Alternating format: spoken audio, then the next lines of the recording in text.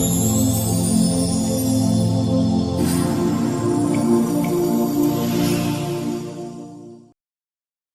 morning. Good afternoon. Today is Wednesday, April 26th. The time right now is 3 minutes past noon. And let's do a bit of a recap on what happened overnight, in New York trading. We can see for the first time in 7 trading days, we can see the market actually started to give us a direction.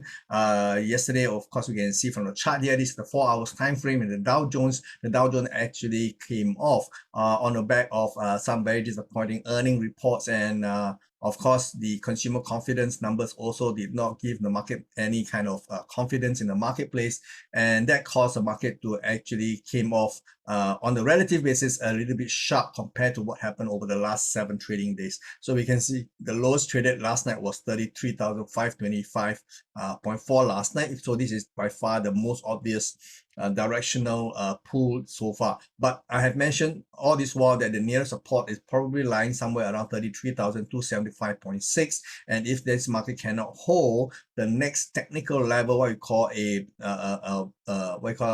retracement extension, is may probably see the price move back to 33,000 levels. So this is the bracket of prices between 32,967.2 to 33,085. So this bracket of prices may provide some kind of technical support, although there's no obvious support anywhere near the chart point. Okay, but this is just a retracement extension expectation. So we'll see what happens as the market comes closer to 33,275, which is this nearest support.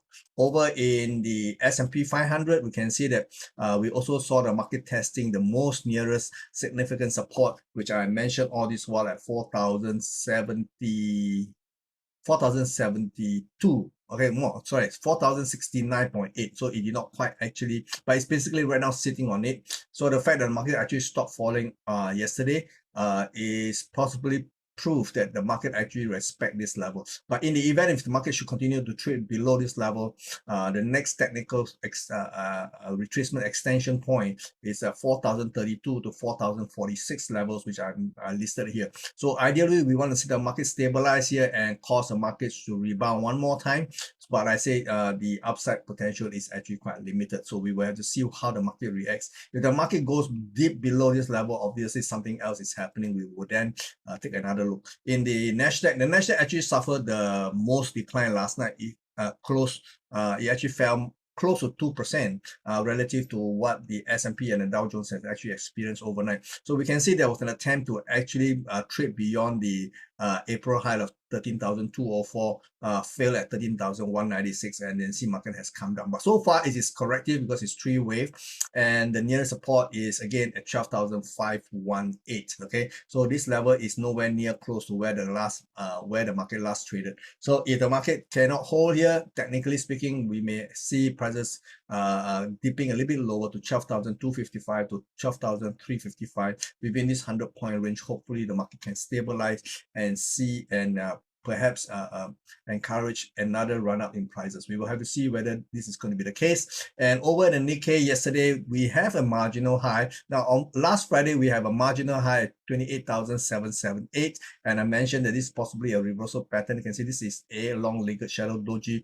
but the market actually attempt one more high and just to go seeking for stops and couldn't find stops anywhere above this level. The highest we traded was 28,806.7, and then it closed marginally high. But because of Wall Street week closing this morning, it gapped down and has been trading at the lower end of the range. Now, this could possibly mark the reversal point in which the market actually peaked at 28,806.7. And if this is the case, I think the market has the potential to actually continue to decline, okay, all the way to 26,850 levels at the minimum. So we will see what actually happens as the market unfolds over time. Over in Hong Kong, we can see Hong Kong prices actually sit on this nearby support of 19,509. The lowest traded so far this morning at midday is 19,520, and we have a bit of a reaction here. Now we will have to see whether by the end of the day the market can actually rebound off this chart point. Okay, if it fail to, then of course the next level to hold this market will be 18,829. Over in mainland China, we can see the market actually breached momentarily the March low of 3,935 with a low of 3,927, I believe, 925. Okay, so it took out the market by something like 13 points, and then it rebounded. Okay, but we're only halfway through the day session. We'll see later in the afternoon whether this index here can actually hold. Obviously, this is the CSI 300, a major Chinese equity index. Okay, over in energy markets, we can see the energy slipped back from overnight high of $79.14 to trade to a new low for this series at $76.49. Now, obviously, this market down is doing these retracements, but has it damaged the overall rally in this market from $64.33? Not necessarily. I have been highlighting the possibility the market may actually slip back to entirely close up this gap that we saw on April the 1st, and this level is at $75.68. So if this is the case, maybe the market has a little bit more room to go, maybe another less than $1 left. Okay, then we'll see whether the market can actually hold here. Now, in the immediate outlook, if this is the low for this series, then the upside potential will be at $80. So $80 is going to be the immediate barrier to for this market to actually cross over. If we cannot cross over, then possibly we may see another leg down. Okay. The one that's actually holding the market is this thing called the natural gas. Natural gas has popped up this morning to $2.40, which is the highest it has traded since the market bottoms out at $1.95. Okay, so this is working out to be a very nice, potentially three-wave rally. If this is the case, the immediate target is $2.58 to $2.68. So anywhere, if this thing continue to extend higher, this is going to be the immediate bracket of prices which may actually halt this run. Okay, over in gold itself, we can see gold market is still struggling. The market has actually attempted to rally a little bit. The top side, possibly because this is a three-wave corrective rally, and you can see that it is struggling a little bit. And if this is the case, if market can somehow wriggle all the way to $2,009 to $2,015, that area could be an area of selling opportunity, because I think the decline from $2,048.80, it doesn't look complete to me. It may actually do a larger three-way to actually target $1,932 to as low as $1,914. So this is the potential. If you sell somewhere here, let's see what's the high here that you can see. Worst case, you put your stop above $2,050. If you have a little bit of a higher risk appetite, then you can consider doing that. I may actually want to do that because I think this corrective pattern is quite clear to me. There's no momentum on the upside. So if the market has no momentum to go upside, it struggle, and we have a reversal pattern within this bracket of prices here, that will be my signal to go in and sell this market. But I want to do half the size of my regular trading size just to be on the safe side, because this bullish momentum that we see in the gold market over a long term is still very much intact. It's still very much alive.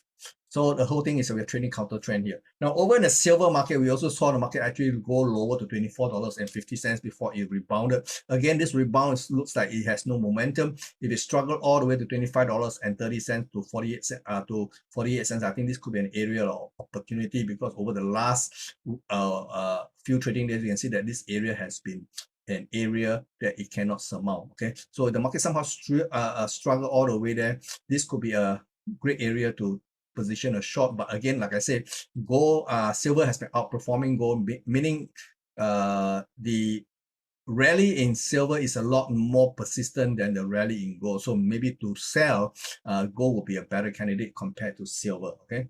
Now in the dollar itself, we can see the dollar has been trying to go up this morning. It went up to a high of 101.68 from a low of 101.93. Now this pullback here was a little bit deeper than I like, but still it is a pullback because it sits at the 61.8% of the rally from 100.42 to 101.94. So now the market has already bottomed out at 100.93. We can take a three-wave extension. If this market at the bare minimum extend higher in a corrective pattern, then the target will be somewhere around 102.45 to 102.82. So this could be an area in which you can aim for. I'm already long, so basically I'm going to look to pare down my position. I have quite a bit of a long position in dollar index. Not the best of thing because I started buying dollar index quite some while ago, but I do add some more at the bottom. So I want to see if I can average it out and get out with my shirt intact. Okay, now sterling. Sterling has also not been trading very aggressively. You can see the market actually come back down from 125.07 all the way to 124.86 overnight. And if the market do rebound, I think market can actually attempt 124.30 to 124.50 levels. But again, there is hardly any other opportunity in sterling. So if you can avoid doing anything in sterling, then avoid. But if you want to trade knowing that the opportunity is not fantastic, the risk reward doesn't make sense to me, so just observe. Do not try to get into this market for the time being. Okay, the one that may actually be a little bit, that may provide a little bit more incentive to actually trade is actually the euro versus the dollar. Now the euro went up to a 110.67 this round and then come back down. If today we have a bit of a rebound, go back to 110 to 110.15, then this area could provide some kind of opportunity, because eventually I do believe this black color line that I draw in as a near-term support line may actually be breached. If it breached, then obviously the market may be targeting 108.30 immediately, and if this level cannot hold, my long-term target is 105.15. okay, this is the March low. Okay, now Aussie does not provide much of trading opportunity. It has already fallen a lot deeper than what I thought it would. Okay, initially I thought this is going to be a three wave, but it has punched through the three wave equality move,